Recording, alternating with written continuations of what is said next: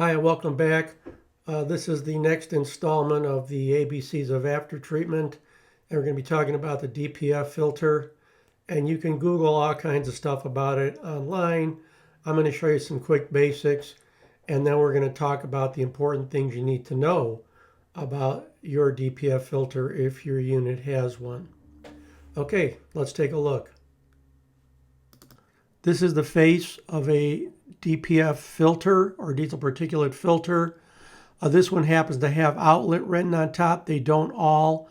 Usually there's an arrow on the side of the can. The arrow will always face away from the engine. In other words, the pointing arrow is pointing towards the outlet of the exhaust where it goes into the atmosphere. Here we have a close-up of the cells. The cells are closed off on one side. The walls are porous, and that's how it catches soot. Here is a DPF filter laying on its side, and the holes that you see on the left side and the right side are for temperature sensors. And remember, we said they could be in the DPF or they don't have to be. Depends on who made it and the style. And then the other two holes are for the sensing pipes that go down and sense the differential pressure across it. An interesting thing that some people don't really think about is only half of the cells can catch soot. So if you look at those two inserts, which are illustrated drawings, you'll notice that some of the cells are dirty and some are clean. That's because the cells are blocked on one side and opened on the other. So on the side where the exhaust enters the DPF, the blocked cells can never have soot enter them.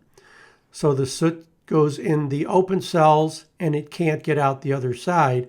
It has to be burned or vaporized in there.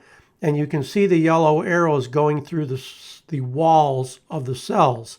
And those walls have very small microscopic pores that the gases can go through, but the soot and other elements like ash, or if you got a bad EGR cooler, dried antifreeze, can't get through.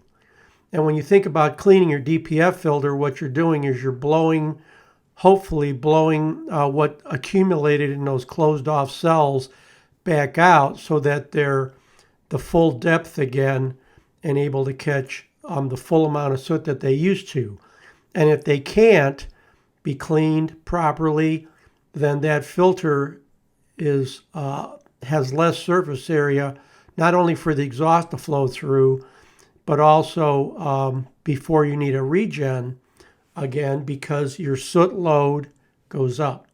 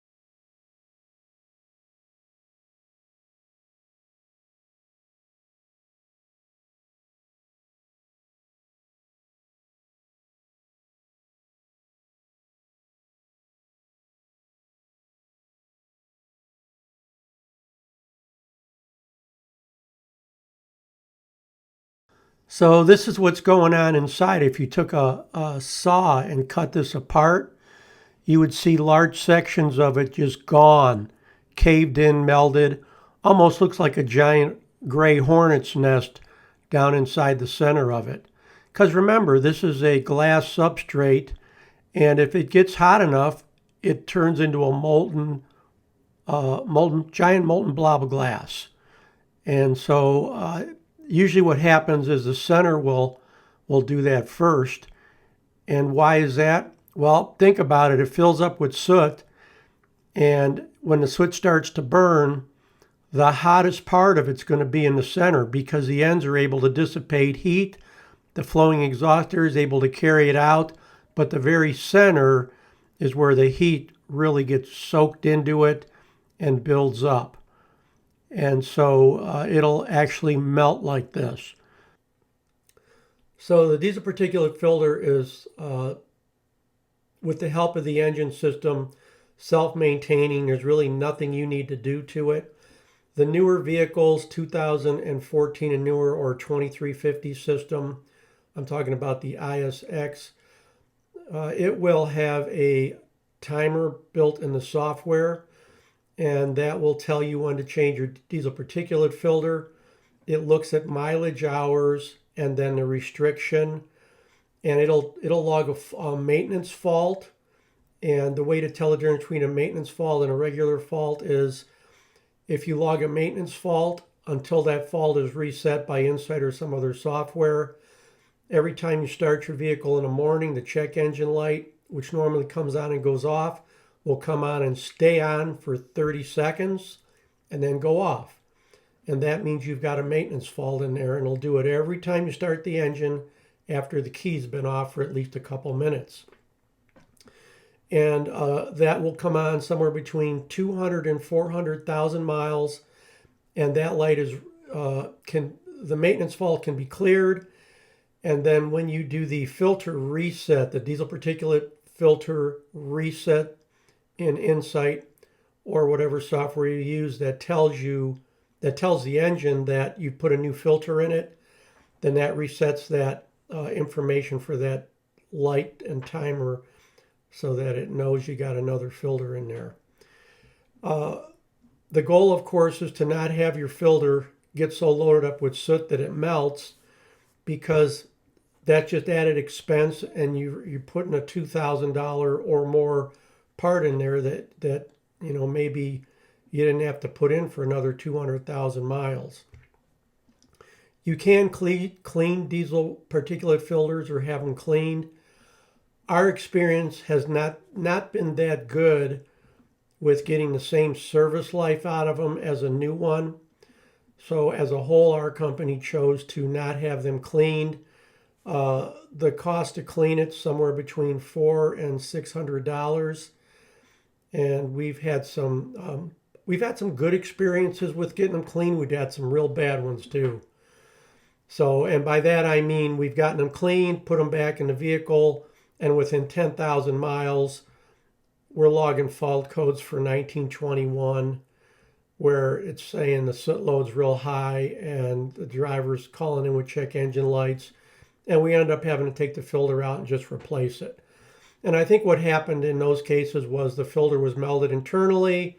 It hadn't cracked yet where you could see it on the outside with the naked eye, but it lost most of its capacity to store and or vaporize the soot because it just had a melded ball of glass inside of it.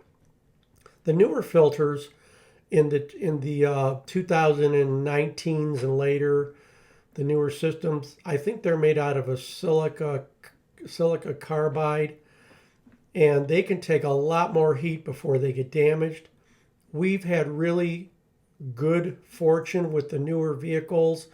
I'm going to say the 18s and newer, with not having a lot of after treatment problems, as long as there's no running problems on the engine. So they're really getting the after treatment under their belt and getting it handled, and it's looking pretty good. So that's it for the diesel particulate filter. And the next video I do is going to be what I'm going to call a shop talk video about the diesel particulate filter. And that's going to be all my opinion. and some things that I would do, and if I was an owner operator, and because I'm geeky, I guess. But so that'll be the next video. It's kind of an off the record video, if you will. Let's call it the lunch table video. And it doesn't mean anything except it's just my opinion. So thanks for joining me, and we'll see you soon on Engine Shop Joe.